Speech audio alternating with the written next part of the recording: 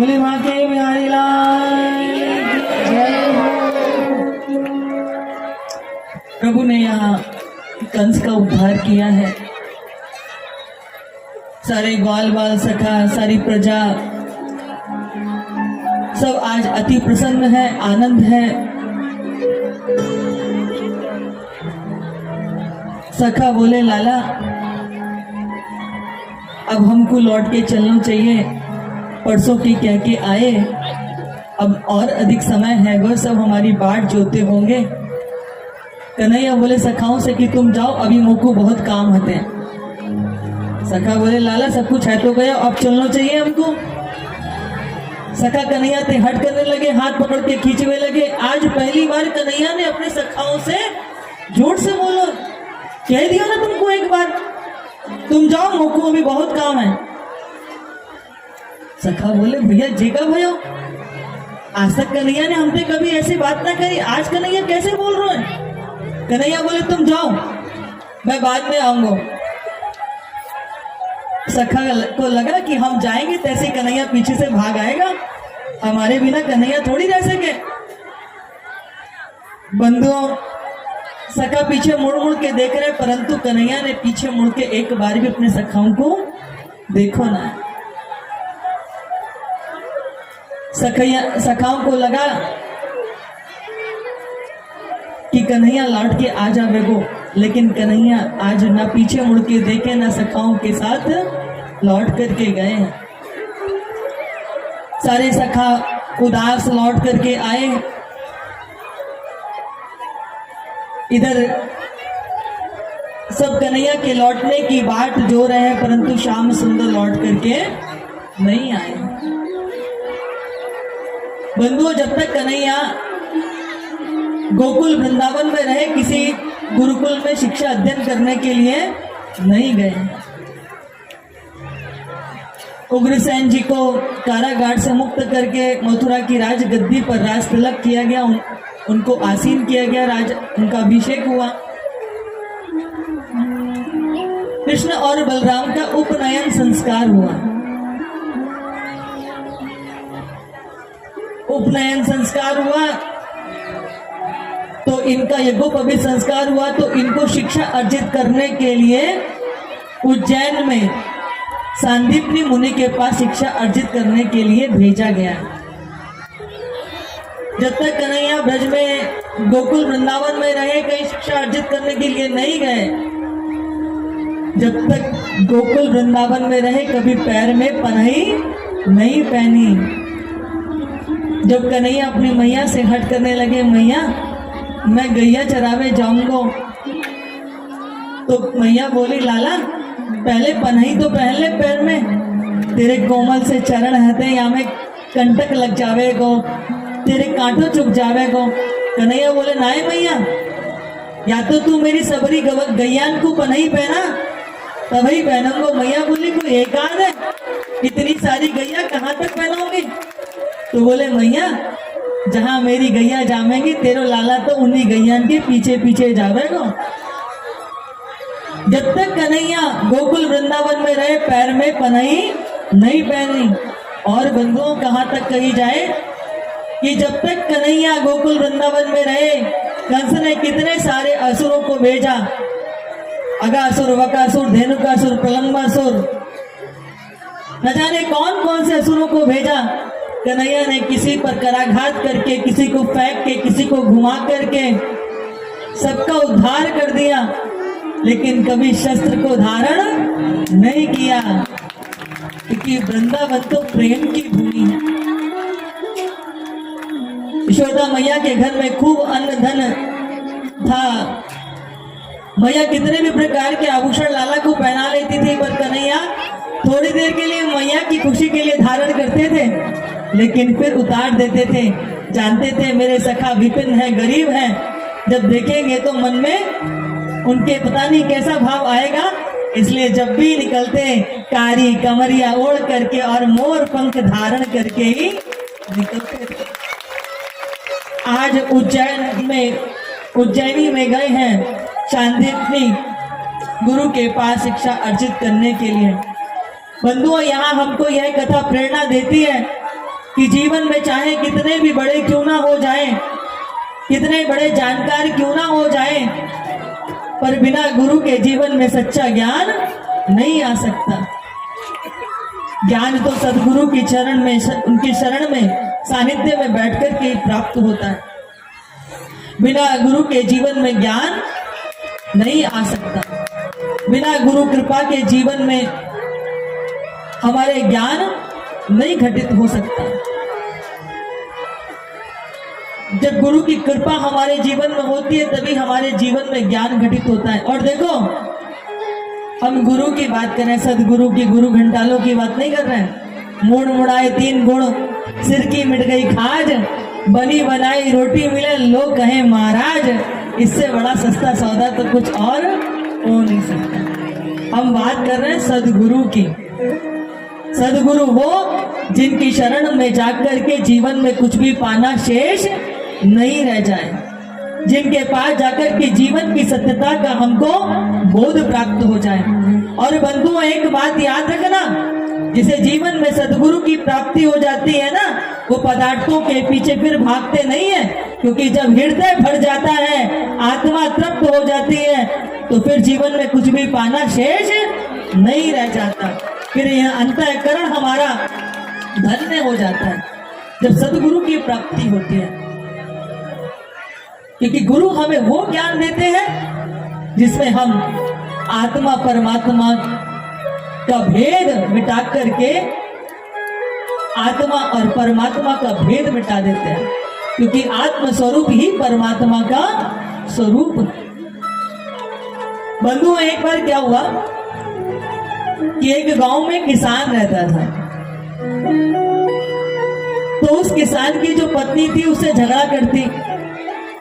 हर बार मुझसे वादा कर लेते हो, वचन दे देते हो कि अब की बार फसल कटेगी, अब की बार फसल कटेगी तो तुझे सोने का हार दिला दूंगा। हर बार फसल कटती है। बुंदेली भास्कर के सभी दर्शकों को मेरा प्यार भरा नमस्कार। आप ये चैनल देखते रहें, हमारे भैया को सपोर्ट करें, इस चैनल को सपोर्ट करें। आप सभी के साथ मेरी शुभकामनाएं, और जितना हो सके इससे ज़्यादा से ज़्यादा सब्सक्राइब कीजिए। धन्यवाद। ये बाजार में जाके बेच आते हो, लेकिन मुझे सोने का हार नहीं दिलाते। अब की बार कुछ भी हो जाए, लेकिन अगर तुमने मुझे फसल बिकने पर यदि हार नहीं दिलाया ना, तो मैके चली जाऊंगी अपने। और बंधुओं, ये माताओं की मैके की लीला बड़ी प्रबल होती है। छोटी मोटी कछु बात हो जाए, बस मैके की धमकी। अब ये किसान की पत्नी डट के बैठ गई कि कुछ भी हो जाए, इस बार मुझे सोने का हार चाहिए। किसान बेचारा बड़ा दुखी, इतनी महंगाई में कहां से सोने का हार लाके इसको पहनाऊं, और ऐसे में जहां सोना आसमान छू रहा हो, घर चलाऊं, परिवार पालूं, बच्चों का भरण पोषण करूं, किसे सोने का हार पहनाऊं। बेचारा बड़ा दुखी। और ये मैके चली गई तो खेत बाजार देखूंगा कि घर में बच्चों को पालूंगा, भोजन बना के कौन देगा। अनेक प्रकार की चिंताएं ऐसे सताने लगी, और नहीं लाके दूंगा तो क्या होगा। ये रोज गांव में जो आश्रम था, मंदिर में जाता था, आश्रम में गुरुजी को प्रणाम करता, रोज हंसता गाता आता गुरुजी के पास थोड़ी देर बैठता था। आज जब ये गया तो बड़ा चिंता में डूबा हुआ था। गुरुजी ने कहा कि क्या हुआ, तो इतना दुखी क्यों है? बोले क्या बताऊं, रोज पत्नी कलह करती है, सोने का हार चाहिए, कहां से लाके दूं, घर चलाऊं कि सोने का हार लाके दूं। गुरुदेव कुछ देर सोचने लगे, फिर कहा चिंता मत कर, यहाँ पे आ। उसे पास में बुलाया और उसके कान में एक युक्ति बता दी। अब तो ये बड़ा खुश, घर गया, लौटा कर आया घर, तो पत्नी को ला करके सोने का हार ही नहीं दिया, कंगन भी लेकर के आया। पत्नी तो इतनी खुश, मुझे क्या मालूम था कि तुम मुझे इतना प्रेम करते हो, मैंने तो हार मांगा था, तुमने मुझे कंगन भी लाके दे दिया। बोली पगली, मैं तो तुझे प्रेम करता ही था, तुझे मेरे प्रेम पर भरोसा ही नहीं था। पर देख, ये बात तू किसी को बताना मत, जमाना बड़ा खराब है, लोग काम धाम करते नहीं है, दूसरे के अन्न धन पर नजरें डालते हैं, चोरी डकैती करते हैं, इसलिए तू किसी को बताना मत। बोले ठीक है। पति चले गए। अब इसको लगा कि बताओ मेरे पास सोने का हार होगा और मेरी सहेलियों को, मेरी पड़ोसन को पता ही नहीं होगा, ये भी कोई सुख है? असली सुख तो तब मिलता है जब चार पूछे कि अरे तेरा हार तो बड़ा सुंदर लग रहा है, तेरी साड़ी तो बड़ी सुंदर लग रही है। अब इसको लगा मेरी सहेली तो मेरी सहेली है, वो थोड़ी ना किसी को बताएगी। अरे पर तेरी सहेली तो तेरी सहेली है, पर तेरी सहेली भी तो किसी की सहेली होगी। अब याद है अपनी सहेली को बता दे। अब वह सहेली थे दूसरी पे थे तीसरी पे, धीरे धीरे पूरे गांव में खबर फैल गई कि फलाने के पति ने तो भैया बाबू बहुत जोरदार सोने को हार और कंगन लाके दिए। चोरों के कान खड़े हो गए। अब चोर जो थे वो अवसर देखने लगे कि कब हमें मौका मिले और हम यहाँ के घर को माल पत्ता सब साफ करें। तो एक दिन काम आयो, किसान तो गयो अपने खेत में काम करने के लिए, बच्चा अपने स्कूल पढ़ने चले गए। ये घर के सारे काम काज करके निपटा के अपने नहाने धोने को काम करने के लिए चली गई। चोरों को अवसर मिल गया, मौका मिल गया, घर में भीतर घुस गए, पूरे घर के सामान को खकोर डालो, इधर से उधर सारा सामान बिखेर दिया और सामान घर को माल लेकर के रफू चक्कर। अब ये आई घर में बिखरो हुआ सामान देखकर कि यह समझ में ज्यादा देर नहीं लगी कि आज तो कोई अनहोनी घटित है गई। जैसे ही जाकर के यानी सबसे पहले जहां अपने हार और कंगन को रखो, देखो तो बुंदेली भास्कर के सभी दर्शकों को मेरा प्यार भरा नमस्कार। आप ये चैनल देखते रहें, हमारे भैया को सपोर्ट करें, इस चैनल को सपोर्ट करें। आप सभी के साथ मेरी शुभकामनाएं और जितना हो सके इससे ज़्यादा से ज़्यादा सब्सक्राइब कीजिए। धन्यवाद। तो वहां पे कछू आई ना, अब तो लगी छाती पीठ में रोबेल, बाल खींच में हाय रे लुट गई रे, बर्बाद हो गई रे। अब तो लगी चीखने के लिए, या की चित्कार है सुन करके आसपास के लोग इकट्ठे है गए। कहाँ है वह, काय को चिल्ला रही है? अब ये तो चीखे जा रही है, रोए जा रही है, मुख से इसके झाग निकलने लगो। लोगों ने कही कि भैया काहे को रो रही है? बोले कहा बताऊं, मेरे सोने के हार कंगन चोर चुरा के ले गए। लोग दौड़ कर गए खेत पे, आके पति बुला के लेके आए। अब पति आके खड़ा हैगा, पति चुपचाप खड़ा है। तो लोगों ने कहा भैया तेरी पत्नी का रो रो के बुरा हाल हो रहा है और तू शांत खड़ा है, तुझे कोई फर्क नहीं पड़ रहा? पति बोला क्या बताऊं, जब भी रोज भोजन करने का समय होता था तभी ये हार के लिए किचकिच करना शुरू कर देती थी। सोने का हार चाहिए, सोने का हार चाहिए।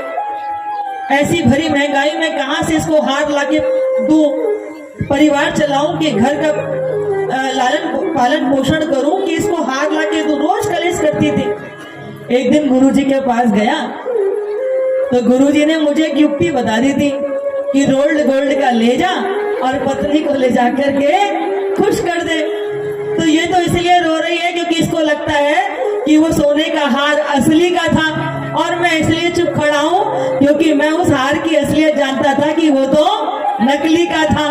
तो बंधुओं हम भी ऐसे ही हैं, जिनके जीवन में सतगुरु की कृपा दृष्टि होती है ना, जिनके सर पर सतगुरु का हाथ होता है, वो क्या होता है, ये लोग जो है संसार को असली मानते हैं, लेकिन जिनके ऊपर सतगुरु की कृपा होती है वो इस संसार की असलियत को जानते हैं। इसीलिए न सुख में इतराते हैं न दुख में उनको इसका कोई प्रभाव पड़ता है। ये तो संसार ऐसा ही है। संसार कैसा ही है, जैसे आप रात्रि में सोते हो, सोते समय आपको निद्रा आ जाए, आंखें बंद हो जाती हैं, आप सपना देखो कोई, और सपना देखने के बाद जब आपकी आंखें खुल जाती हैं तो आपको क्या लगता है कि ये तो सपना था। ऐसे ही ये संसार जो दिखाई दे रहा है खुली आंखों से, ये भी एक सपना ही है, क्योंकि ये टिकने वाला नहीं है। ये टिकने वाला नहीं है, ये संसार भी एक सपना ही है। ये केवल ईश्वर की माया के कारण हमको सत्य समान दिखाई देता है, लेकिन ये संसार भी टिकने वाला नहीं है। ईश्वर की माया के कारण ये हमें सत्य स्वरूप दिखाई देता है, परंतु ये सब टिकने वाला नहीं है, काल कवलित हो जाएगा। बंधुओं, आप ये देखो, इस ईश्वर की बनाई हुई सृष्टि में कुछ भी सत्य नहीं है, सब मिटने वाला है, क्षण भंगुर है, सब क्षण भंगुर है। एक ना एक दिन इसको नष्ट हो ही जाना है, मिट जाएगा। इस जीवन की नश्वरता का बोध उसी जीव को हो सकता है जिसके जीवन में सतगुरु की कृपा होती है। लेकिन हम लोग कैसे हैं? हम लोग ना ऐसे हैं कि कोई साधु महात्मा कोई गलत कार्य में लिप्त पाया जाता है, किसी से कोई गलती हो जाती है, कोई पाप कर्म कर दे, कोई दूषित कर्म कर दे, तो हमें लगता है सारे दुनिया ऐसी हो गई है ना। और ये कोई बड़ी बात भी नहीं है। कुछ लोगों ने ऐसे उदाहरण हमारे सामने प्रस्तुत कर दिए कि मन में संशय पैदा भी हो जाता है, क्योंकि जिस तरीके का आज के समय में वातावरण उत्पन्न हुआ, ऐसे में भय लगता है कि पता नहीं सामने वाला कैसे होगा। हम गुरुओं का तो बहुत मंथन करते हैं, उनका बहुत पोस्टमार्टम करते हैं, अच्छी बात है, करना भी चाहिए, क्योंकि जब कभी किसी को गुरु धारण करो तो बहुत विचार करके ही करना चाहिए, क्योंकि जीवन का बहुत बड़ा कार्य होता है किसी श्रेष्ठ गुरु का जीवन में पाना। गुरु का तो मूल्यांकन करना चाहिए, पर अपना भी तो मूल्यांकन करना चाहिए कि हमारी भक्ति कैसी है, हमारे अंदर की श्रद्धा कैसी है। और एक बात हम आपको बता दें कि गुरु कैसे भी हो तब भी चलेगा, क्योंकि गुरु आपका कल्याण नहीं करते, आपकी श्रद्धा और आपकी भक्ति ही आपका कल्याण करती है। गुरु कैसा भी हो चलेगा, लेकिन यदि आपकी श्रद्धा आपकी भक्ति में दुर्बलता है तो आपका कल्याण होने वाला नहीं है। बुंदेली भास्कर के सभी दर्शकों को मेरा प्यार भरा नमस्कार। आप ये चैनल देखते रहें, हमारे भैया को सपोर्ट करें, इस चैनल को सपोर्ट करें। आप सभी के साथ मेरी शुभकामनाएं, और जितना हो सके इससे ज़्यादा से ज़्यादा सब्सक्राइब कीजिए। धन्यवाद।